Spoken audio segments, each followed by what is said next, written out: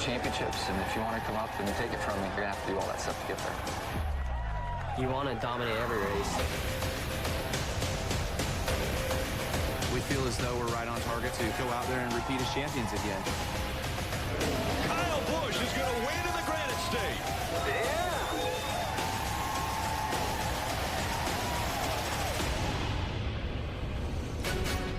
It's the start of a huge weekend here in Dover, Delaware at the Monster Mile, as this is the first practice for the Monster Energy NASCAR Cup Series. And this first practice could be the most important one. What will they learn before qualifying? As we look at the playoff leaderboard, again, this is elimination weekend. There are 4 drivers in yellow. They will advance to the round of 12. That has already been determined. 2 wins. Martin Truex Jr., Kyle Busch. Those 2 advance automatically with the wins. Kyle Larson and Brad Keselowski, they have enough points. They're guaranteed to advance into the round of 12. But you see the other 12 drivers fighting for 8 spots. 4 drivers will be eliminated after the race on Sunday. The round of 16 has been very entertaining.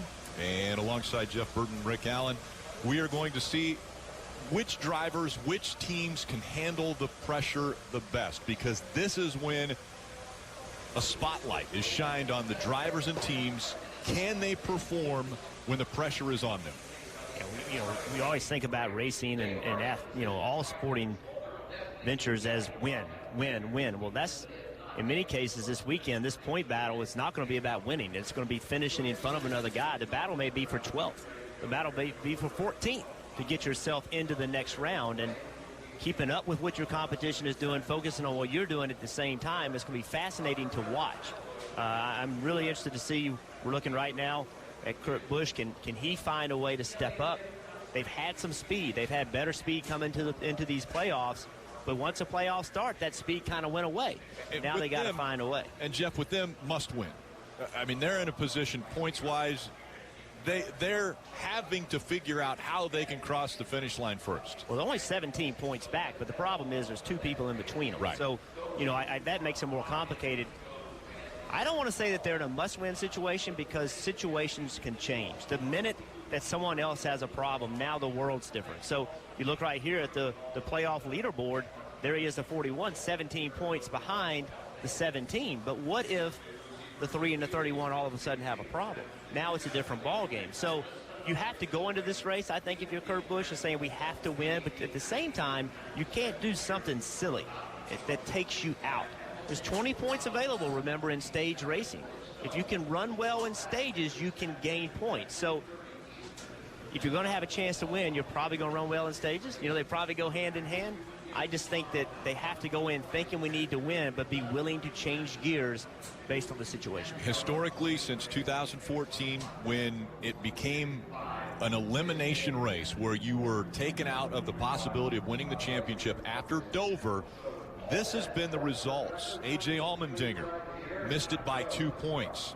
Jimmy Johnson came in 27 points above the cut line and at the greatest track he's ever been at. He's already won here 11 times, and he ended up having a part failure. Like you said, if something changes during the race for the 3 and the 31, obviously that will change the strategies.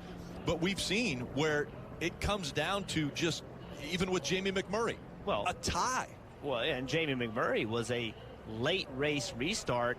Dale Earnhardt Jr. was able to get by him on the outside. Jamie just couldn't keep his momentum up, and that cost him moving along, right? And remember Talladega last year with Austin Dillon and Denny Hamlin, how close that was. So, listen, I mean, all you got to do is numbers don't lie, and you look at how they're separated. 2 of them are tied, one of them's 1 back, one of them's 9 up. I mean, that's a virtual dead heat. And it comes down to every position on the racetrack is worth a point. And you mentioned it, a late restart. Dale Earnhardt Jr. got out behind Jamie McMurray. So McMurray in the 1, Dale Earnhardt Jr. in the 88. McMurray's in front of him. You saw him lock up the brakes to make sure he wasn't speeding, but he did get in front of him. Jamie's worried about the car on the inside. Doesn't even notice the 88 on the outside when Dale Earnhardt Jr. goes by on the outside. That's 1 point that he lost and it ended up being a tie. They went back to the tiebreaker. Jamie McMurray doesn't advance. Yeah, Jamie was just trying to get down in front of Matt Kenseth, knowing that if he could get in front of Matt Kenseth, thinking that was his best chance. But when he turned to get in front of Matt Kenseth, had the air back off the car and just lost grip, and Dale Jr. was able to just keep that momentum on the outside and get by him. But that's what all these guys, hey, listen, we're not the only ones that seen that. These guys have seen it too, and that's their biggest fear, is that they have themselves in position and then something happens late to take them out of position. But it all starts today. Remember, with playoff points, qualifying matters. So if you're going to gain points, you need to qualify well. So qualifying today is very important for these teams. Think about Ryan Newman. Think about, who's always been a good qualifier. This is a day that he needs to step up and get back into that mode. You need to qualify well so you can earn those stage points. As Casey Kane is making his way around the track here at the Monster Mile, let's go into the garage with Dave Burns. Rick, good morning. Looking at Jamie McMurray's car here and hearing about his story brings us to what drivers do on days like this. Jeff knows you pretty much stick to your same routine. In McMurray's case, it's going to be starting in race trim just to get a little handle on the one car before he goes to that qualifying setup. But then as we move further down to the bottom 6 cars, you'll notice that the next 3, you can't see the front of the 17, but he's taped up. The 3 car of Austin Dillon is taped up, and the 31 of Ryan Newman also in qualifying trim. They'll go right out and try to bust off one of those qualifying laps to get set up for later this afternoon's qualifying. Then, of course, Kurt Busch, he's in race trim, and then Casey Kane's already moved the 5 car out of the garage in race trim. The routine's very important, Jeff, to the drivers, isn't it? As they get ready to head out, get in their rhythm. Some like to start out just busting off that lap. Others want to get a little setup under them first. Yeah, Dave, and I think it's right to stay in your rhythm. I think it makes sense to stay in your practice rhythm. If you're the kind of driver that likes to go out there and run laps, even if you need to qualify well, do what you always do, because that's what you're more comfortable with. That's what your team's used to doing. Don't change anything today. But don't think it's not a coincidence. It's the 5 car right here that feels like they have to win. Work on race trim, right? That's what they need to do. I don't care if they only make 1 Q run. Right now, it's about building a car that's quick enough to try to win the race. And you can see here the keys to Dover, and that's what we're going to talk about. We're not talking about Homestead, Miami. We're talking about Dover this weekend. And their situation is must win. But again, don't get blinded by the situation, meaning if people in front of you have trouble, now maybe you have an opportunity to sneak in points. Go in with the mindset, I've got to win, but then been willing to change your goals. The reason he's in the position that he is in, we go back a week ago. Loudon, and you see up the racetrack he goes. Stopped on the track, trying to get to pit road. They had a problem with the rear suspension. That put them into the garage for multiple laps. And so Casey Kane now comes into this elimination race as the lowest scored playoff contender. And he was running at 13. He wasn't having a great day. He wasn't having a terrible day. He was just having kind of an average day running in 13th. And that would have been a huge difference finishing 13th versus where they finished. Again, 4 drivers at the end of the weekend will have their playoff hopes dashed. Kyle Larson, you don't have to worry about it. He's moving on. You can visit NASCAR.com/newsletter to sign up today. Right now, only 7 cars have made it out onto the track, but already Kevin Harvick, one of the playoff contenders, has shown that he's serious. He went out in race trim, ran 22.92. That's only 0.3 of a second off of what the pole speed was here earlier this year. We watched Joey Logano make his way around the apron. And Jeff, this racetrack is it's called the Monster Mile. And there's a reason. I mean, this racetrack is tough. It is on your body. It's got to be the feeling that your body goes through every lap has got to be incredible. Well, this is an incredible racetrack. It's a racetrack that most drivers enjoy coming to, but most drivers have been in big wrecks here as well. Kind of contradictory, but the reason it's so cool is when you watch Joey Logano, he's driving down into turn 3. When I say into turn 3, that's what he's doing. He leaves the wall. As he turns left, you're actually going downhill, and as you're going downhill, your body's loading. We talked about it almost like a roller coaster. You get that sense of weightlessness. Same in turn 1. You go down this hill, the car loads up, tons of G-forces, back in the throttle. And now exiting, now the racetrack gets real narrow all of a sudden. You're carrying tons of speed, way more speed than you ought to be going for these corner exits. So we see so many so many wrecks, so many things happen on corner exits because the speed that you generate through the middle and on entry is actually bigger than the corner exits want to tolerate. It's a very challenging racetrack. It just tests the drivers, it tests the team, it tests the mechanical ability of the car. Unbelievable experience.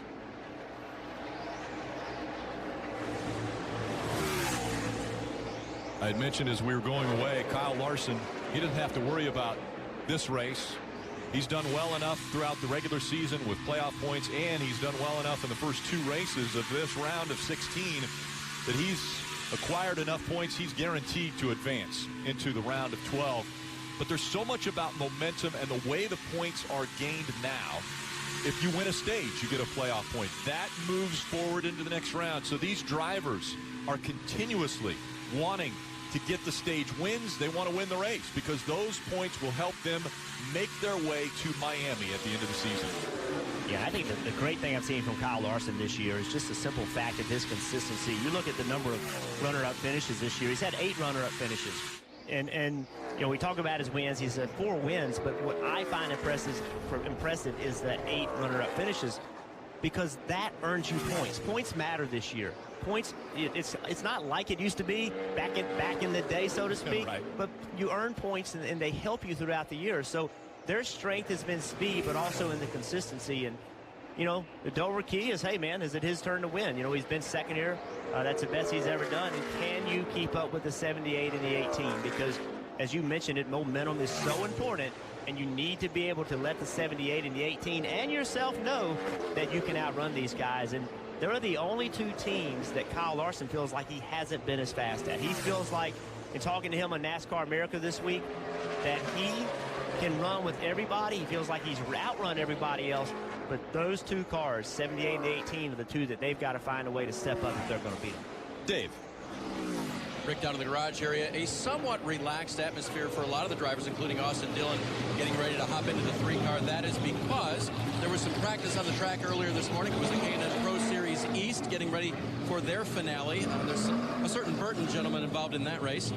But the rubber Goodyear bias ply tires that they use is a little bit different than what these drivers are using, the Goodyear Racing Eagles and Radials. And so some of the drivers are just waiting to get that rubber worked in that is on their car as well. And you guys know that we talked about Austin being one of the qualifying trim guys. When he goes out and takes that first lap, he wants to be sure of what's underneath him. And Dave, I'm going to expound on what you said there. You kind of tongue-in-cheek mentioned a Burton fellow. Harrison Burton right now in the K&N Pro Series East. He was the fastest car that was out on the track before these guys went out there, and that's obviously Jeff's son. I know you don't like talking about that when we're discussing other things, but you got to be very proud. Harrison had a great season, is in line that potentially could win the championship, had a very fast car earlier, so that's exciting for the family. It is fun. It's exciting to see, and it's exciting to see him at this racetrack. You know, I think we talked about how much fun it is for Joey Logano to run around this racetrack. Well, think about for a 16-year-old, you know, to be able to come here and run and at the same time at this racetrack racing for a championship. So that's awesome. I knew from the speeds in that K&N practice this track was fast. Well, Jimmy Johnson just went out, and he went to the top of the board in a qualifying run. He ran a 22.41. Now, compared to the race in June, the pole speed in June was a 22.64. So already 0.2 of a second quicker. Austin Dillon, one of those drivers in playoff contention, but also right on the cut line, potentially could be eliminated. For Monster Energy Cup Series practice here at Dover.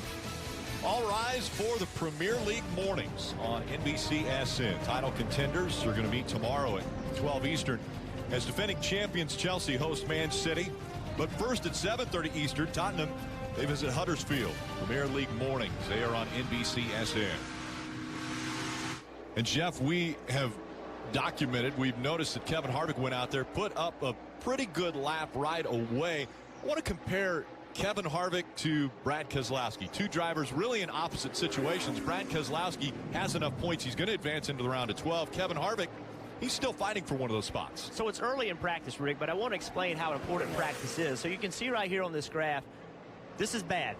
Up here is bad, up here is good. You want to be as low on this chart as possible, okay? And then this is the number of laps led. So you can see right here, Kevin Harvick in green, he ran 4 laps, and Brad Keselowski ran 5 laps. So if you look at this graph, you can see already where Brad Keselowski is to Kevin Harvick. He knows he's got to go to work. He knows his team's not as good. So their takeoff speed, that's the first lap on the racetrack, obviously pretty far off. And then right here, that was their best speed. But then as they move down into only 4 laps, these 2 laps right here, you can see is a significant difference. It's about 3.5, 4 tenths slower. So Brad Keselowski rolling off the trailer on on this race knows they got to go to work. And that's a major difference between unloading and being good, because now they got to find something big. They got to go find 2.5, 3 tenths. Where Kevin Harvick, he's looking for maybe 1/10 of a second. Right. So they're looking for, it's a different degree of the amount of work that you need to do and the type of work that you need to do. And in many cases, it sets the tone for the weekend. I had mentioned a different mentality also between the 2 drivers because of what happened a week ago. Kevin Harvick and the 3 of Austin Dillon. Coming out of turn 2, the 3 gets into the side of the 4. Around goes the 4. Kevin Harvick puts up an incredible amount of smoke trying to save it. Well, through that smoke, a lot of guys can't see what's going on. One of those being the 41 of Kurt Busch. Those 2 teammates get together and are out of the race. And how about Kurt Busch knowing that if Kevin Harvick got out, he was done, and actually pushing on the car, trying to help get that car off. That's a good teammate. Right. I mean, that is a good teammate doing everything he could to help. And right now, as we see on the left side of the screen, the 3 of Austin Dillon, he's just below the cutoff line. That's based upon a playoff, a tie situation if they are tied. But the 4 of Kevin Harvick, 25 points above that cutoff line. So Kevin Harvick in a little better situation, but he wasn't able to continue after that accident a week ago where Austin Dillon was able to continue. Yeah, and then we just talked about the situation Keselowski's in. He's in a great situation because he knows he's advancing, right? But now think about today. Here's a 3 car. He's essentially tied with the 17, but he's also racing the 31 of Ryan Newman. Well, the 3 just went out and made a Q run, and he's 16th fastest. Ran 2 laps, 16th fastest. Ryan Newman is 5th fastest. So already the pressure's ramped up. Already the 3 team and Dillon, they know they've got to go find some speed. The pressure starts today. It doesn't start on Sunday. It starts today. Right. And remember, when the playoffs take place, it's not just 16 guys that are out there racing for positions and trying to advance. There are 40 cars on the racetrack at one time. So that means 24 other cars are out there fighting for the same positions that the playoff contenders are fighting for. And we saw a week ago, Clint Boyer went out there and put on an impressive performance where he was fighting to continue the momentum, trying to have a good end of the season, wants to get a win this season.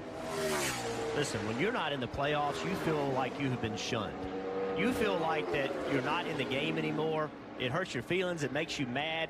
That 7th place finish last week was a good indication that this team hasn't quit. They've continued to put effort into it. And I'm obviously good friends with Clint Boyer, and it hurt him not to be in these playoffs.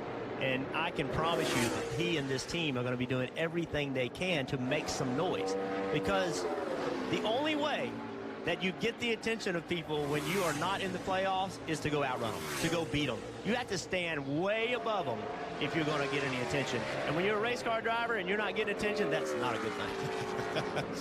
So you're saying that race car drivers are seeking attention? You get a lot of attention when you're running up front, Rick. That's good attention. Take a look at the top 10 speeds. There's only 3 drivers that aren't playoff contenders in the top 10. 2 drivers already have advanced into the round of 12 with wins. It was Martin Truex Jr. winning at Chicagoland, and then Kyle Busch a week ago in the Granite States. But right now, everyone has to keep their eyes on the 78 as the playoff favorite. Dave? And Rick, what do you do with the day off if you're Martin Truex Jr.? Well, you do something good. There is a neurosurgeon in Denver, I believe his last name is pronounced Falke, Dr. Scott Falke, who is very interested in helping people get back to doing normal things after they've had spinal cord injuries. And his great vision is to put people with spinal cord injuries into race cars, to let them enjoy them, to have fun. And so this was the scene yesterday when Martin offered to take them around in a two-seater built by Furniture Row, but then they also got to drive the 78 car with Martin to their right on this racetrack. Incredible, unbelievable, and you can see the look on their faces. I think it's half fear and half excitement. That's how I'd be if it was me. But to be able to put these folks back in a situation where they're getting to do things that people without spinal cord injuries are able to do. And I'm hearing that in the future, you know how technology is so good, you can move things with your eyes and just the way you look can steer things. That may be part of the idea that the doctor is working on for the future. But what a great day for Martin Truex Jr., Furniture Row Racing, to put this together and to have these folks get the opportunity of a lifetime. And Dave, what a great story. And Jeff, we talked about this, the feeling of that roller coaster. Think about the folks there that are in wheelchairs that were able to get into a race car, not only ride around this racetrack, but also drive around it. I mean, I'm jealous. I would love to be able to do something like that. What an amazing opportunity and an amazing gift to those people that have given so much. And that is a great thing that happened yesterday. Absolutely. And again, we mentioned the 78, definitely the favorite going into these playoffs, that they have been dominant. Now, Jamie McMurray, do you think about when Dale Earnhardt Jr. passed you and you got eliminated from those playoffs every time you come to this racetrack? So Jamie McMurray earlier in the media availability said that he treated every race as a playoff race. Well, if he really does, he's tougher than me. Because, you know, yes, that is the goal, is to treat every race as a playoff race. But when all that pressure's on, it's in that one particular race. The best can step away from it. But the Dover key for him, I think, is attack. Keep up that intensity and even step up that intensity a little bit. They've used consistency as their strength, and that's worked for them for this point. But I think they're going to have to step it up a little bit and need to make it this weekend. Hey, Jeff, so today is Friday, so it's a school day for the kids, right? Right? Most school kids, day. sure. Well, my kids, no.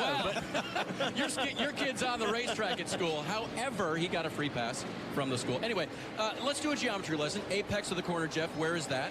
That would be the place where you want the car to turn. So typically here, just about the middle of the corner. There you go. And that's where Jamie McMurray was having a little bit of trouble earlier. The car went into the corner just fine. The apex was not correct. He said that time it was a little bit better. School's out. I was going to say, nobody told me there was going to have to be, like, questions answered. Geometry. Actually, I was a little bit better at geometry. I could put some angles together. Yeah, I was going to say, Dave, when you start asking me technical terms, you might want to ask me before you say it on air, because I'm not very technical. Burton. Come on, that was perfect. So he talked about the apex and where you turn. Well, what makes Dover unique is that you actually turn in two different places. So you can see right now Ricky Stenhouse Jr. drives down to that hole we talked about. He's got to get the car to turn, starts to make the rotation. Now the second turn on corner exit. He's backed off the corner, but you make that first turn, you get the car loaded, the car is slowly turning, then you got to turn it again to get it to make that tight arc on corner exit. And that corner exit is where we see most of the wrecks, because the track gets very narrow, the car is loaded up, you're asking a lot out of the car because you have a lot of steering wheel into it, the front wheels are turned, and when the car doesn't handle well, it gets mad at you when you're asking it to do something that it does not want to do. You don't want your car to be mad at you.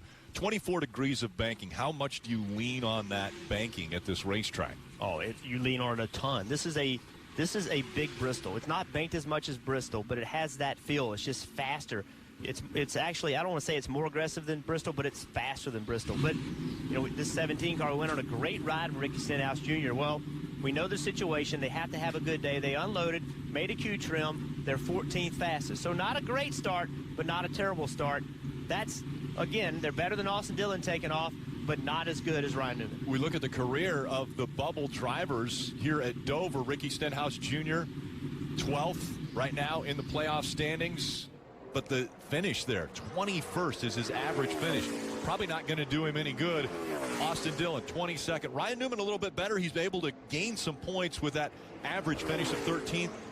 17th, though, for Jamie McMurray. I mean, these guys are fighting for their playoff hopes and this might not be the best track for him. Well, that's correct. But I think Ryan Newman, Yes. He's had wins here in the past, but also this team does such a good job of making the right pit strategy, having great restarts, and that's what this is going to boil down to, that late race restart. Welcome back, Dover, Delaware, and it's first practice of the day, first practice of the weekend for the Monster Energy Cup Series underway as we ride along with the three of Austin Dillon, one of the drivers that's on the hot seat. They need to advance to the round of 12, and they've got to have a great performance here. Well, listen to this throttle on corner exit. Here, right there, he can't stay in the throttle. He goes to the throttle and has to come back out of it just a little bit. They're going to have to fix that for qualifying trim. He just went quicker right there, picked up a little speed on his second time out, went to a 22.97. That moved him up to 17th. Hey, Jeff. But yes, sir. Too tight in the center, he said right now, and really doing weird stuff when it lands. That's not comfortable. Well, and that landing comment, Dave, that is typical here at Dover because you're going so fast and the car loads so quickly. So you're on the straight, the car's really not loaded other than aerodynamically, the air pushing down on the car. Well, then when you drive into these corners, because it's so fast and there's so much banking, the car loads at a high rate. And so when those front springs start to get loaded, the car wanders around if they're not sitting on the front springs or the stops correctly. When you say loaded, you're talking about the car slamming down onto the track. Just imagine somebody, standing on the hood, right, going down the straightaway. But when you drive into the corner, imagine 20 people standing on the hood. It just drives the car into the racetrack. And so how the front springs and how the front bunt stops and how the front sway bar, how those things sync up, what hits what first, that can change the way the car drives. So it's not uncommon to have weird feelings getting into the corners here at Dover. Matt Kenseth going into these playoffs and this race, 6th currently. When you look at the Dover key here, Kenseth, like I said, 6th, fairly comfortable, far enough away from the cut line. Good chance he's going to advance to the round of 12. So you say he's got to finish where he runs. Yeah, because I think they run better than they finish. In almost every race, you get to the end of the race and one little thing happens. Last week it was restarts. Matt Kenseth said he just couldn't get good restarts. He had a chance to win a race. Restarts cost him a chance to win the race. So if you look at what they do, they put themselves in position, they have steady days, and then it unravels with one small thing. When I say unravels, I don't mean they finish 30th, right, but they take a winning race car and finish 3rd with it, take a winning race car and finish 9th with it. This team just needs to find a way, if they have a 3rd place car, to finish 3rd. Right. Don't take a 3rd place car and finish 6th. Dave. Kevin Harvick's car is 9th quickest right now, and it appears, if I'm reading my scoring monitor right, he's still the fastest among those that went out in race trim. They're working to switch over now to qualifying trim. The quote that I found interesting was from the driver. He said, once we get in our rhythm, we'll be really good. That's a feel that Kevin is looking for, Jeff, and I know you've had that feel here before. Well, this is a rhythm racetrack, and this is something we've seen from this team also, Dave, is that we see in practice they have a lot of speed, and early in the race they have a lot of speed, but they seem as the race goes on to lose some of that speed. And I think that's something this team's going to have to find a way to do better, is to run as well in the race. And I'm not saying finish, run as well in the race as you do in practice. Because their practice in early race speed is top 4, top 5, but then they just don't keep up with the track. Other people get better. They just are not as good as the race evolves as some other teams. Jeff, you touched on earlier the fact that the load, the slamming down on the track, every single turn, very difficult mechanically on these cars. Not only on the driver and everything, but we saw it here a year ago when Kevin Harvick broke a track bar mount. This racetrack, that loading, that down loading, it also has side loading. So that track bar keeps the car from going left to right. It keeps that rear end straight in the car from going left to right. And so imagine the forces when you're driving around this corner. Not only are people trying to stand on the car, there's a bunch of people on the bottom of the car trying to push it out of the racetrack too. That centrifugal force thing. Exactly. So that track bar keeps that rear end in line, and it puts so much force and so much pressure. This racetrack in Bristol, we see a lot of mechanical issues. And all those teams, they're terrified about that. We just saw the 5 car last week break a track bar at New Hampshire. Well, you going to take those same parts and pieces to Dover? I don't think so. They'll have to bring something completely different, much more robust. And that break, that mechanical problem that they had was on lap 34. last year. That's before the end of the first stage. So running third. Running third. So there's a lot of points that Kevin Harvick potentially would have lost the way the playoff system is now. Great point about when you have problems. And also, think about the 4 cars. We're talking about Kevin Harvick. If he hadn't have done well in the regular season, last week could have been catastrophic. Think about the 41. Last week potentially could be catastrophic for that team. But because the 4 car had a solid year, they gained points, moved those into the playoffs. It gave them a little bit of buffer. Remember William Byron in the Truck Series last year. Dominated the year. Had a mechanical issue. Boom, you're done. No thought about what happened in the regular season. No consideration for how well they did in the regular season. Boom, he was out. This point system allows a little bit of a break for the teams that have earned it. It doesn't give anybody anything. Right. It rewards the teams that have earned it. And the situation a couple years ago with the 48 team where I believe it was like a $5 part, maybe even less than that. It was a seal in the rear end that went bad, grease everywhere, took him out of the race. Well, Jimmy Johnson at the racetrack that he is the best. He has 11 wins here. He doesn't advance in the playoffs because of a mechanical issue. An axle seal that just failed. A $5 part could have cost $5 or $6 million. Right. I mean, that's racing. You can see all the oil on the back of the race car, and Jimmy Johnson handled it like a champion. Hey, listen, I've won some championships that I caught breaks, and we're going to lose this one because they caught a break. And he was right. That's how he handled it the right way. But he just went out and made a second run. So this is the second time on tires, second time out in qualifying trim. He was P1 at 22.41, and this time he went at 22.41. So the tires don't seem to be falling off much. Remember that when we go back to qualifying this afternoon, when we start going into the next rounds. If somebody has a bad lap, the tires are going to allow you to recover. The tires are going to allow you to come in, make a change, make your car better, and that's going to keep everybody on edge. So if you go out in first round today and you qualify 18th, 19th initially, you better not settle on that. You better assume you're going to have to run again. A little earlier, we were talking about Matt Kenseth and the fact that he was not finishing where his car really should have had him finishing. Well, the opposite end of that is this guy right here. Ryan Newman gets the most out of whatever car he has at every racetrack. Well, that Dover key, that sums it up. Restarts and strategy. Give me whatever tires I need. Give me whatever fuel I need to put me in the front. And then I'll restart it, and they're not going to pass me. I'm going to make my car wide. I'm going to make it so difficult on them, and I'm going to earn you points. And that has been this 31-team strength.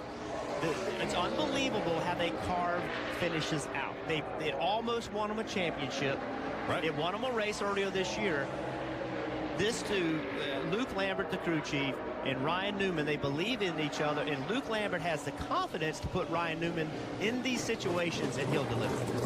So much strategy comes into play, but every other competitor to a man will say that the 31 might be the widest car on the racetrack, the hardest to pass. An elimination race for the Monster Energy Cup Series on NBCSN. So the pressure definitely ramping up.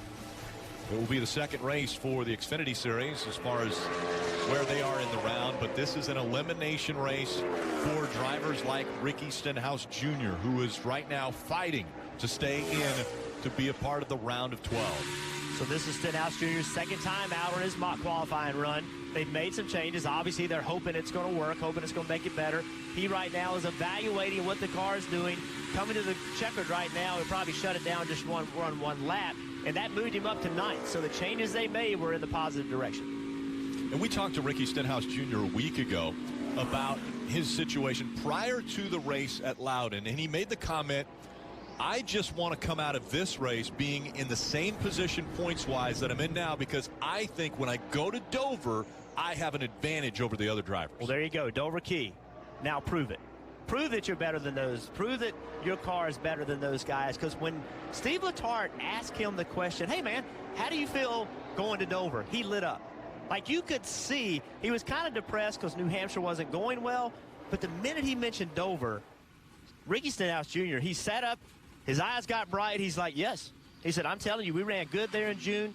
He was 100% confident. He wasn't just telling us something to make us feel good. He felt it. You could see that he had confidence coming to Dover. Dave. Rick, one of the changes this weekend is a little bit different tire from Goodyear.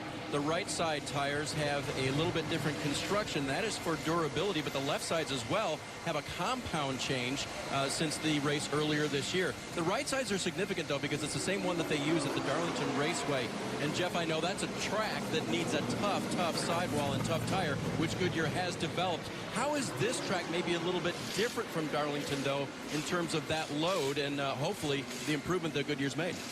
Well, obviously one's concrete, one's asphalt. That's a difference. And then also the loading that you just mentioned is different, and the constant loading here. You're in the corner for so long at high load that I think it's more difficult to build a durable tire. So what Goodyear did, they said, we're going to use this right side that's very durable, which is going to take some grip away. But we're going to go back and put a left side on that has a softer compound. The left side is going to make the cars have good grip. And, by the way, we think this tire is going to rubber the track up. Now, why does that matter? Why does it matter if it rubbers the track up? Because a tire that rubbers the track up can make the groove widen out. You can lay rubber down all over the racetrack, and that starts making the groove wider. And we've seen here at Dover, when we get those wider grooves, we have really good racing. It's very fun to watch. Denny Hamlin currently 6th quickest in this first practice session. And as we look at the 36-year-old from Chesterfield, Virginia, and his Dover key, find momentum to carry forward. We know he's going to advance into the round of 12 just because he's been as strong as he has throughout the regular season and the first 2 races of this round. Well, he would love to know that he was going to, and he would feel good about that. But right. Mathematically, bad things can happen. If he had something go wrong, then he mathematically would be in trouble. He only needs 12 points, so best chances. But I think that thing about momentum is the confidence he's going to move on. They need to just take that next step. If they're going to win a championship, they need to find a way to just be a little bit better. They don't need to gain tons. They just got to gain a little bit. And so much has been made, especially with the start of the playoffs. The Toyota maybe advantage, the domination that Toyota has had. And when you look at the first round, Chicagoland, Martin Truex Jr. drives a Toyota, won. Kyle Busch, Loudon, last week drives a Toyota, they won. Now, as we look at the scoring monitor, right now a Chevrolet is the fastest car at Dover with Jimmy Johnson. So Toyota has shown its strength in the first 2 races, but it looks as though Chevrolet's trying to bounce back and say, hey guys, we're in this fight as well. Dave. Kasey Kahne on his first qualifying trim run of the day was told to do a one and done if that works for him. You mentioned Jimmy Johnson at the front. This Chevrolet, Jeff, I can't see on my monitor right now. Where did it end up? Kasey Kahne currently is 10th on that run. So top 10, Dave. And right now, I had mentioned manufacturers, Toyota showing their dominance. Well, right now they've got one Toyota in the top 5. It's Chevrolet, Toyota, Chevrolet with Earnhardt Jr., Chevrolet with Ryan Newman, a Ford with Brad Keselowski. That's the top 5 currently. Well, look at these practice times. I mean, we've been talking about how difficult this racetrack is and all the challenges, but here's Jimmy Johnson at a 22.411. Keselowski 5th at a 22.457. Obviously, Keselowski and his team went to Q-Trim, and it was much better than how they unloaded in race trim. But think about that. I mean, you can go around a 1-mile racetrack that close. When the drivers talk about it's hard to pass, well, yeah. You know why it's hard to pass? Because the guy in front of you is running about the same speed you are. 4/100ths of a second separating the top 5 over a mile here at the Monster Mile.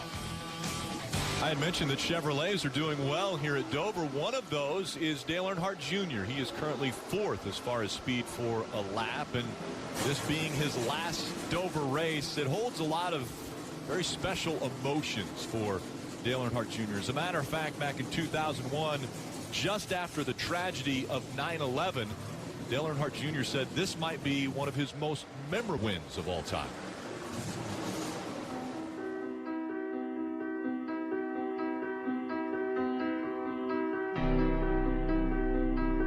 There's these times when this country really comes together hard, and really when we really bond and get behind the same purpose. Nobody knew how to act or what was the right thing to do or how we were supposed to respond, and The whole country was really sort of in shock and couldn't believe that this had happened. Everybody was kind of coming out and commenting on what they were going to do, the NFL. I didn't think we were going to wait. You know, I didn't think we were going to put off two race weekends. Perhaps there is no more appropriate place for the return of NASCAR Winston Cup racing than the state of Delaware. The attitude amongst NASCAR and what you were hearing outside of NASCAR was that we need to be doing what we're doing or what we're supposed to be doing. This isn't going to stop what we do and how we live and how we act. Just a lot of patriotism. You know, red, white, and blue. There was a ton of American flags everywhere. Everywhere you turned, there was a reminder or evidence of what the country had gone through, was going through, what everybody's attitude was about it, and it sort of built up over the weekend. And it was emotional, like it was heavy. The American and checkered flags out at Dover. Earnhardt Jr. wins. Senior, heck of a job. We didn't have anything planned, never talked about it, and everybody had something like that in the pits. You know, I don't know if everybody had a giant flag, but everybody was sort of expressing themselves patriotically in different ways, and our guys had a big giant flag. There's only these rare times when, no matter where you came from, who you were, what your job was, what your status was, you all were on the same page and you all had the same feeling and attitude. And going back to the racetrack, being at Dover, going through that process, seeing the reaction of the fans, all that was sort of the beginning of things being put back together, you know.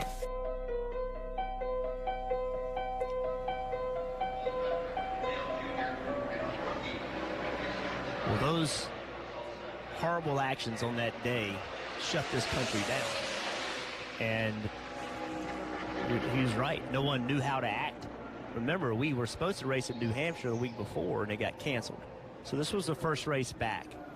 And I'm going to tell you that this country, and on this day at this racetrack, the feeling of togetherness was unbelievable. The grandstands were shaking.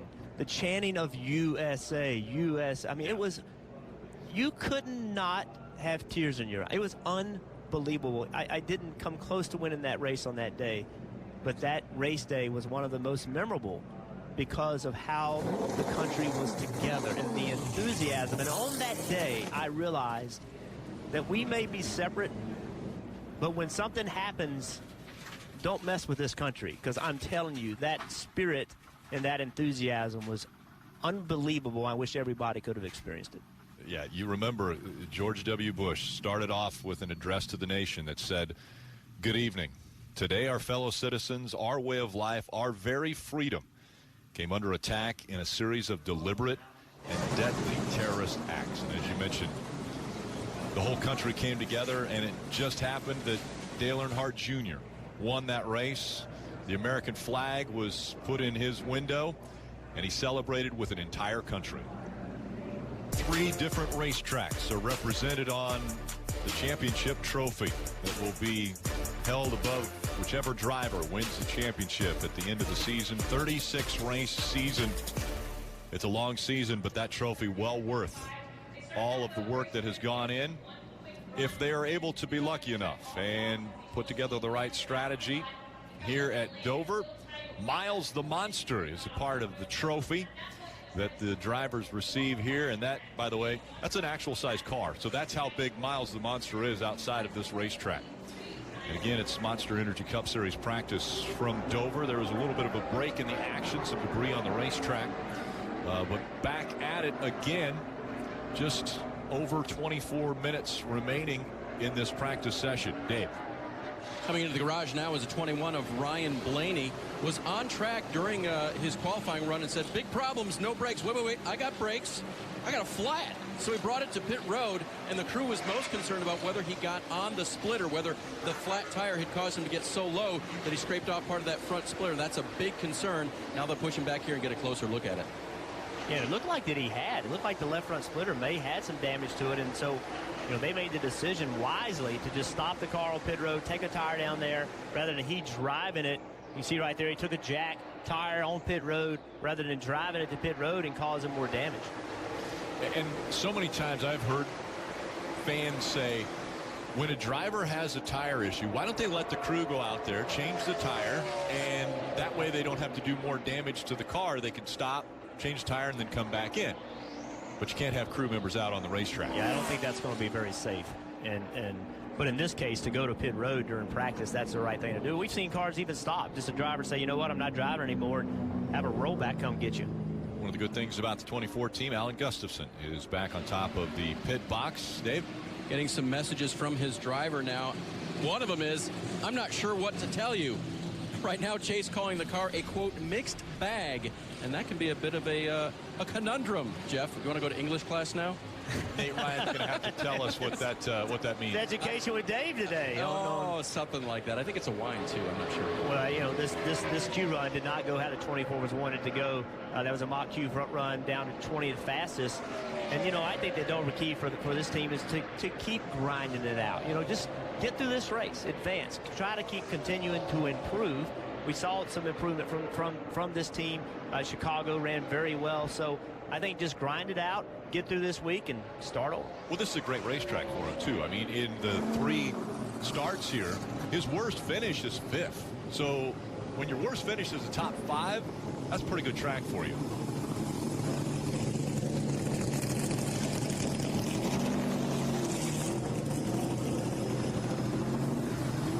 Kyle Larson has jumped to the top of the speed charts. Jimmy Johnson now has fallen down to 5th, so it's Kyle Larson, Kevin Harvick, Denny Hamlin, Kurt Busch, and Jimmy Johnson, the top 5. Again, that's for 1 lap. A lot of drivers have moved over to qualifying trim to make sure that they're ready for this afternoon's qualifying. Yeah, I think it's fair to say, Rick, with 22 minutes left, that pretty much everybody now, when you see them on the racetrack, they're going to be in qualifying trim.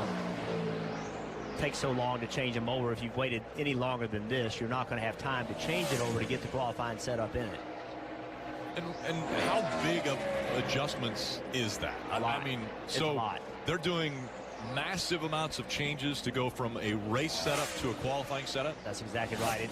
You only care about how fast the car will go for 1 lap. The air pressures are way up in the car. Fuel's out of it. There's weight in the bottom of the car that you can't have in race configuration because you got to go through tech, and you know it's just completely different between qualifying and racing. So yeah, it's a major change. You mentioned go through tech. Martin Truex Jr. and the 78 team, they've struggled week after week to get through tech in a timely fashion. As a matter of fact, they were one of the cars that has been able, or that has to serve penalties. They have served penalties in the past because of not getting through tech on either their first or second time or their third time. But Martin Truex Jr. winning the first race at Chicagoland made it that much easier to go through this situation. You can see he gets checked up. He saw everything happening, but you know, just there was so much smoke that everybody could not see. He slowed way down, and then a little bit more damage when he and Earnhardt Jr. were trying to get themselves out of that situation. More damage was done to both, and the 78 car just had trouble once they got back there, but they ultimately made their car better, and to the front he came. You know, these cars don't have the backup cameras like everybody's car does now, where you can see who's behind you. They back right into each other. Beep, right. Exactly. But again, Martin Truex Jr. has been so strong, currently 6th quickest as far as a lap here at Dover. Hour into this first practice for the Monster Energy Cup Series from Dover. And already a few drivers have flexed the muscles as far as speed at this track. Larson, Harvick, Hamlin, Kurt Busch, and Jimmy Johnson. Let's go down to Dave. And Rick, the story on the 21 of Ryan Blaney is a little more intriguing than first thought. His first utterance was, "I have no brakes." Well, that was true. There was a caution on the track for debris. It was Ryan Blaney's left front brake rotor. That shattered, and it knocked the valve stem off the left front, which gave him the flat tire, which he knew about, which caused the damage to the splitter. So right now the crew feverishly going to work on the left front suspension area and brake area to try to get him back out. And Dave, great point there. But Jeff, I look at this and I think, okay, well, this is just an hour into the first practice when they come to Dover, and already that brake right there, the brake of the rotor, would have taking him out of the race. I mean, that's something that it happens this early in a practice. How does a part fail like that? Well, I think this is of great concern, and obviously I'm not as versed in this as Steve Letarte would be, but to break a rotor in practice is concerning. Right. Unless this team had some sort of trick stuff going on, but the way the points work, the way that the rules work now, you're really not allowed to use, qualifying brakes and all those kind of things. So I don't know. I think that right now this team would have to be really concerned and understanding exactly what broke, why it broke. But to have a brake rotor come apart, number one, he's lucky that's only damage that was done. Right. I mean, yeah, they can do some incredible damage. Yes, it's amazing that he didn't wreck, that more bad stuff didn't happen. The brake rotor comes apart. Now think about how fast these wheels are turning. That brake rotor is turning the same speed, and when that thing breaks, it just goes everywhere. So I'd say they're fortunate they didn't have more problems than they had. We heard Larson shut it down after he went across the finish line, and that was not his fastest lap. He just ran a 22:31. His fastest lap is a 22:21. And to put that into perspective, that right now is 0.4 of a second faster than the speed that won the pole earlier this year. Dave. And one of the interesting things was his fast lap, Rick, was actually a result of listening to his spotter. They watched Kyle Busch do a very quick lap in the 18 car earlier, but almost busted his butt. And they told the driver of the 42 that. So when Kyle Larson went out, the first lap was a little bit tame, and then the second lap was when he clocked that really good one. These laps now, I believe, are on older tires. But still impressive. 22:31 the last lap for Kyle Larson. He's the fastest at Dover. He ran a lap at 22.219 seconds around this mile track. To remind you, this is an elimination race.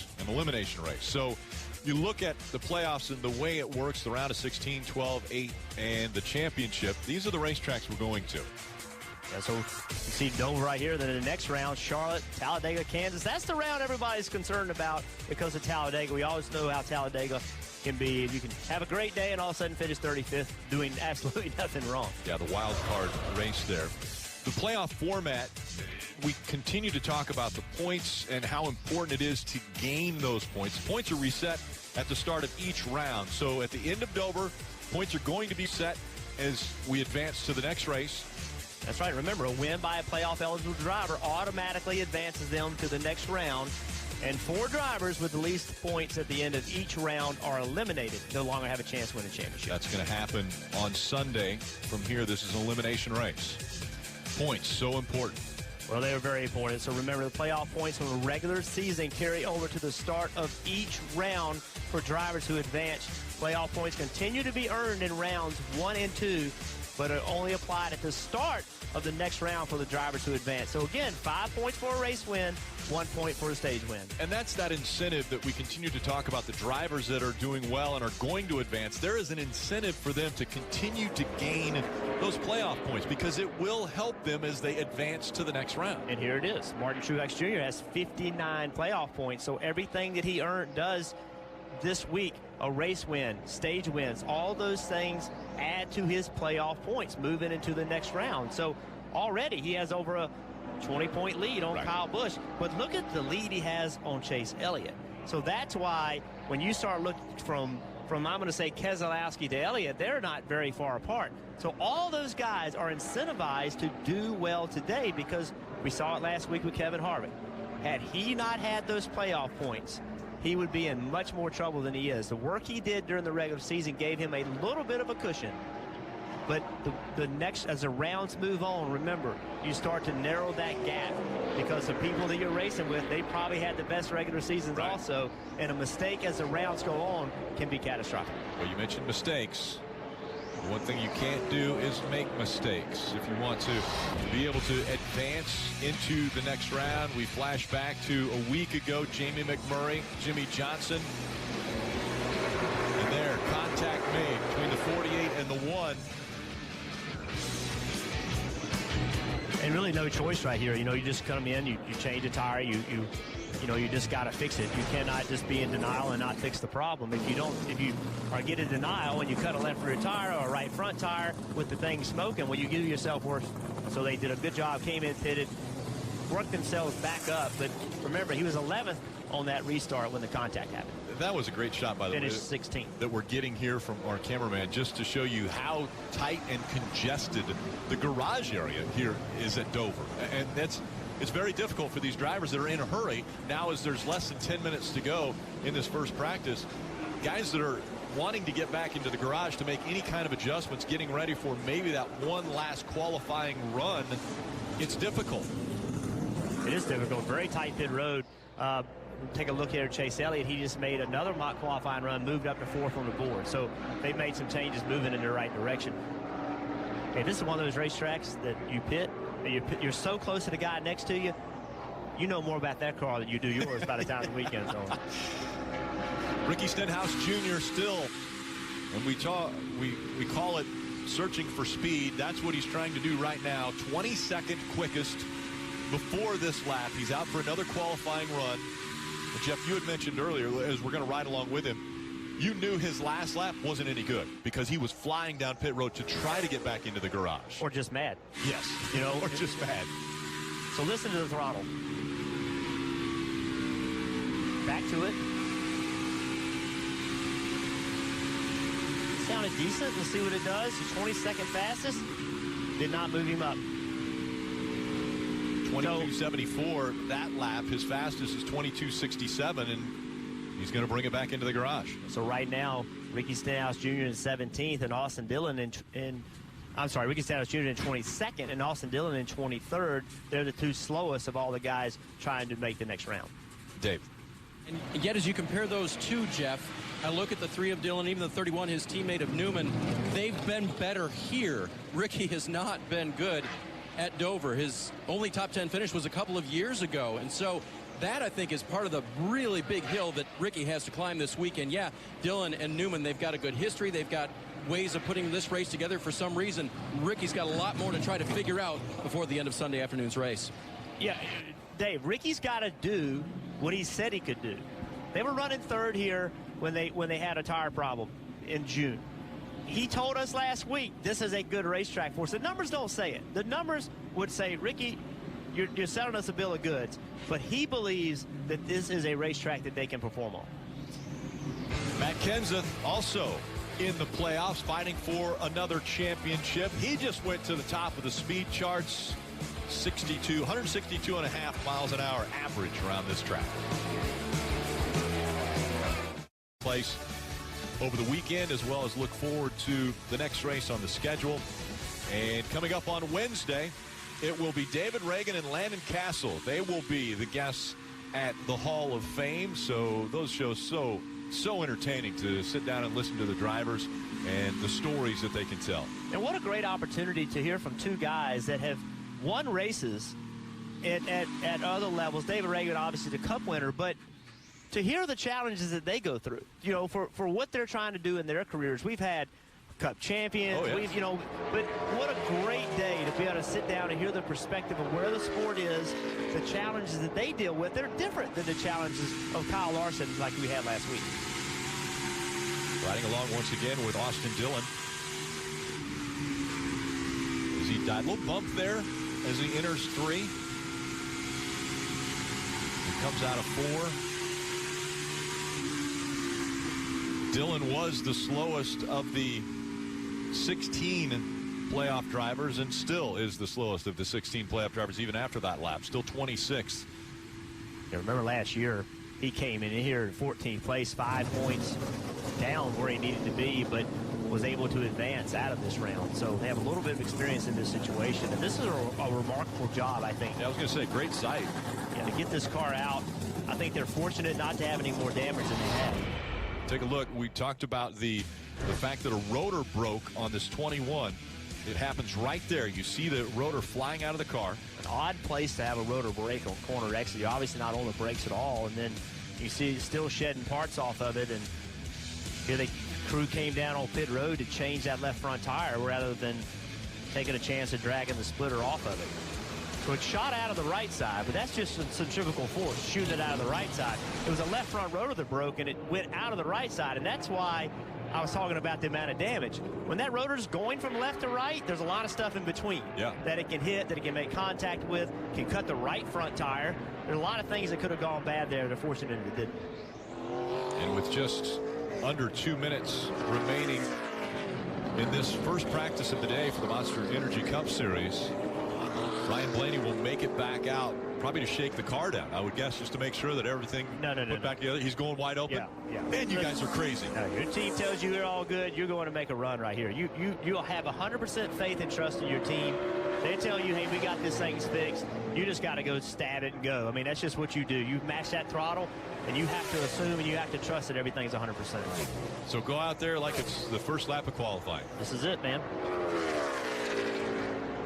We'll see how he does. Ryan Blaney, 19th quickest on the chart currently. As far as where he ranks with the other playoff contenders, he's 14th of the 16. Remember, Rick, there are only 54 seconds left in practice. If you don't make a run here, you're never going to get one. So, this is your chance to go out and figure out exactly what you got. Move up to 15th on the board. Moves ahead of Kozlowski, Kane, Stenhouse Jr., and Austin Dillon.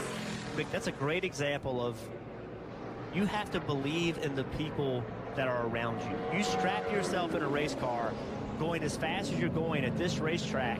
You have to have faith that the car is bolted together correctly, that the seat's in there right, the seat belts are right. All that stuff, you can't be thinking about that. You just, when NASCAR says, hey, the track's clean, you assume it's clean. When the team says, hey, we're all good, it's all good. When they stick it to your head in the winter and say, hey, look, this is something new, we just need you to shake it down, you can't shake it down there either. The only way to find out is to go. You got to go give 100%. He will be moving on to Team Penske in 2018.